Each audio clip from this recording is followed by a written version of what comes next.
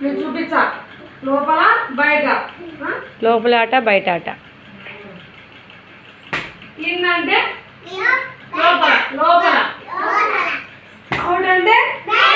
బయట సరేనా Niharika in out Yagnitha in out దుగాని యశ్విత ఇన్ అవుట్ ఇన్ జస్రాని ఇన్ అవుట్ సుందరణ జస్రాని జసిమారా ఇన్ అవుట్ ఇక పక్కవండి అసిమద ఇన్ అవుట్ ఇన్ అవుట్ ఇట్లా కొట్టండి